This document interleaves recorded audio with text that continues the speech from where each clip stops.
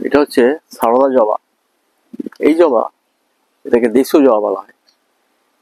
এই জবা শীতকালে একটু কম ফোটে।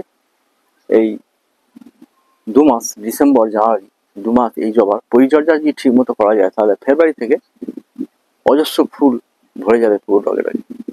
এখন শুধু এই গাছের ফাঙ্গাসের জন্য 1 মাস পর পর আমিস্টার 1 ml পরিমাণ 1 লিটার জলে গুলে বিকেলবেলার দিকে সূর্যাস্তের আগে স্প্রে করুন।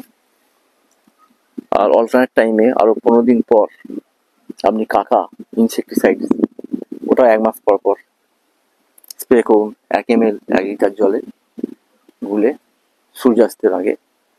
যদি এইভাবে স্প্রে করা যায়, তাহলে ওর ভাইরাস ব্যাকটেরিয়া থেকে এটা রক্ষা করা যাবে।